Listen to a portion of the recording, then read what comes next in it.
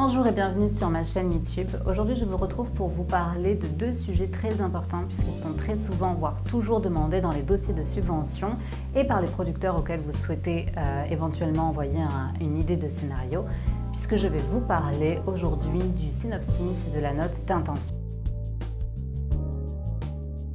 Alors, commençons tout de suite avec le synopsis.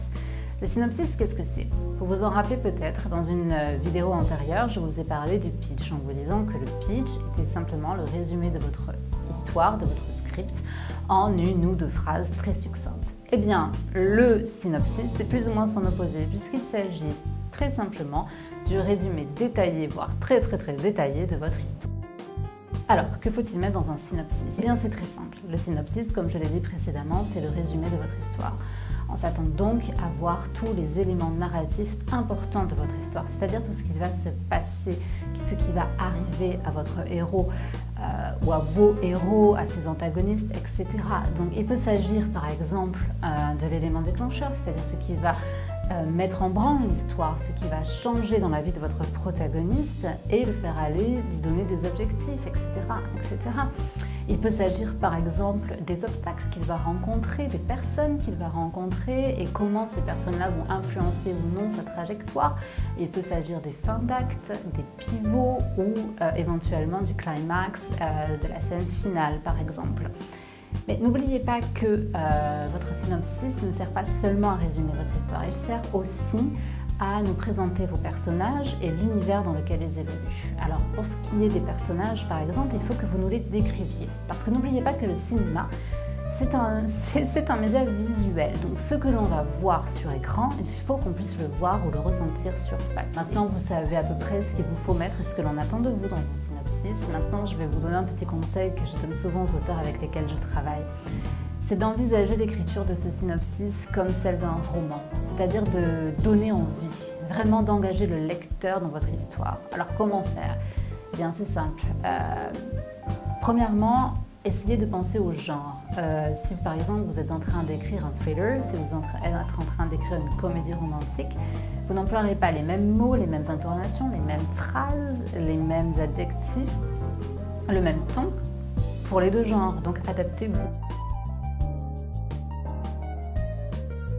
Comme le synopsis, la note d'intention est très souvent demandée, pour ne pas dire tout le temps, dans les demandes d'aide de subvention et très souvent également par les producteurs. Alors qu'est-ce qu'il faut inclure dans la note d'intention? La note d'intention, ce n'est ni plus ni moins que la genèse de votre histoire, c'est-à-dire le pourquoi. Pourquoi avez-vous envie d'écrire une histoire sur le sujet que vous avez choisi? Est-ce que c'est parce que vous avez vécu un événement dans le passé qui s'y raccorde? Est-ce que c'est un événement public qui se soit passé en France, qui fait partie vraiment du passé collectif dont vous avez envie de parler? Est-ce que c'est parce que vous avez lu un roman et que vous avez envie d'adapter ce roman? Enfin, vous devez nous expliquer tout cela en nous expliquant également l'univers que vous souhaitez incorporer et pourquoi cet univers. Enfin, soyez honnête, soyez personnel, parlez-nous de vous et de vos intentions, c'est ce que l'on souhaite vraiment savoir dans une note d'intention. C'est d'ailleurs là aussi que les auteurs-réalisateurs peuvent parler et doivent parler finalement de leurs ambitions de mise en scène. Si votre film, par exemple, s'inspire d'un réalisateur, d'un cinéaste que vous aimez beaucoup, eh bien, c'est le moment de le mentionner, c'est le moment d'en parler. Voilà, la note d'intention, c'est votre ADN, alors profitez-en, mais soyez concis. Il y a beaucoup de gens qui s'étendent sur les notes d'intention et ce n'est pas ce qu'on vous demande. Les gens ont énormément de notes d'intention à lire et de dossiers à lire, alors soyez concis, soyez honnête, mais soyez concis. Voilà pour cette brève introduction au synopsis et à la note d'intention. J'espère que, bien qu'elle fût brève, elle vous aura été utile pour vous aider à améliorer l'écriture de vos synopsis et comprendre un petit peu mieux ce que l'on attend de vous dans la note d'intention. Sachez que j'ai écrit un article à ce sujet sur mon blog où j'énumère beaucoup plus de conseils pour vous permettre d'améliorer votre synopsis ou votre note d'intention.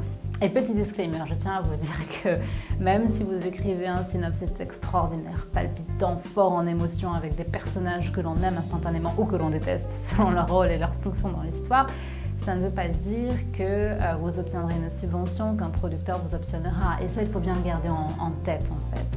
Ce n'est pas parce que quelqu'un va vous refuser quelque chose que quelqu'un d'autre ne va pas accepter de vous donner une subvention ou de vous produire.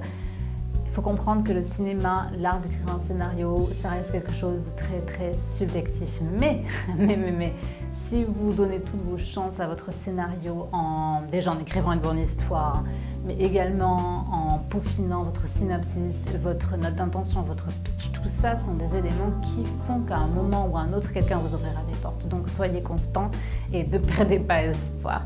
Voilà, j'espère que cette vidéo vous aura plu. Si vous avez des questions, n'hésitez pas à les laisser en barre de commentaires. Et quant à moi, j'espère vous retrouver très bientôt sur cette chaîne pour une autre vidéo consacrée évidemment au scénario.